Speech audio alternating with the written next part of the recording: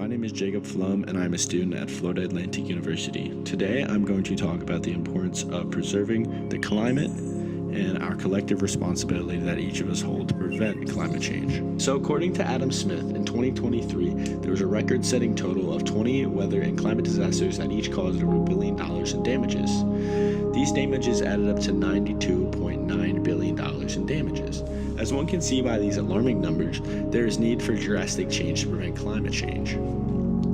To support my argument today, I will analyze Genevieve Guenther's article, Who is the We and We Are Causing Climate Change? In this article, Guenther explains the fallacy of blaming the everyday person for climate change. Rather, she exposes those who are willing to exploit others and the environment for personal gain. The reason I chose to use Guenther's argument is she calls out the ones responsible and provides logic and evidence to support her claims. By using Guenther's argument and several other sources, I came to the conclusion that we need to fight climate change by educating, campaigning, and holding lawmakers and corporations accountable.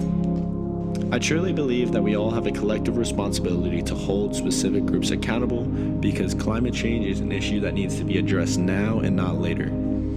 In her article, Guenther explains that using the word "we" actually provides political cover for people who are willing to exploit other people for personal gain. Guenther's argument makes it abundantly clear that we need to hold these people accountable for these issues to improve. I believe that it is up to us as a collective to apply this pressure by doing everything we can. Things you can do are campaigning and protesting, and I think that is going to take a combined effort of many passionate people to inspire this change. I think Guenther does an excellent job in making the reader understand that "we" is a misunderstanding of the scope of the situation. Guenther provides the statistic that 10% of the population produces 50% of the global emissions in 1 year by, for example, taking multiple long-haul flights for pleasure, heating their homes, and driving swollen SUVs that they replace unnecessarily every few years. Guenther's argument here is essentially that a small portion of the population is responsible for the majority of climate change because of their excessive indulgence in luxury. I found a perfect example of this on carbonmarketwatch.org, and it stated that Taylor Swift actually polluted 1,800 times the average human's annual emissions in 2022 by taking an excessive amount of flights on her private jet. Going back to Guenther's argument here, her argument is very logical, which makes it convincing because it does an excellent job of highlighting the issue by providing statistical evidence. By conveying this effectively, Guenther is able to educate her readers about the issue of placing the blame on the average person. I really believe that if more people know about who is causing climate change, then it'll be easier to address them as a group. According to Noah Angrist, education plays a vital role in the battle against climate change.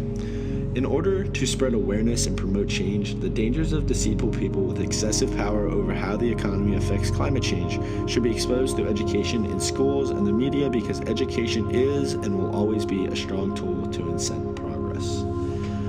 In order to make the combined power of those willing to fight climate change strong enough to make a significant change, a large percent of the population needs to be educated on these issues. So, even though Guenther's argument that only a select few are responsible for climate change is very strong, I believe that we who are willing to fight climate change have an equal and even more responsibility to hold these people accountable so that things can change for the better. To start moving in a different direction, Guenther also makes a strong argument by indirectly calling her audience to action. I believe that this is one of her strongest traits. In the end of the article, she states that this is a battle against the forces of destruction to save something of this achingly beautiful, utterly miraculous world for your children. By using the words "your children," I really think that Guenther makes the reader feel individually responsible. Connecting to this, Celeste Swango explains that an essential way to fight climate change is by letting our elected leaders know that tackling climate change has to be a top priority. And one thing I know about politicians is that it takes a lot to get anything done, and that we really have to show that we care a lot about the environment. It is all of our responsibilities to make a positive impact on the environment, and we need to band together and show our elected officials that the health of the climate is immensely important to all of us. Everyone living on the planet has either heard about or experienced one of these disasters that seems to be more and more the result of climate change.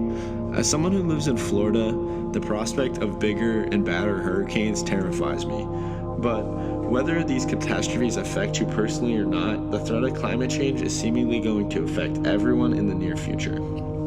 By deciding whether to heed others' urgent calls to action or not, one may be able to play a vital role in the potential recovery or downfall of the planet. I'm going to end this video with one final statement. I believe that although we do have a responsibility to protect our individual surroundings as individuals, our collective energy needs to be spent on influencing the decisions of those in power to combat climate change.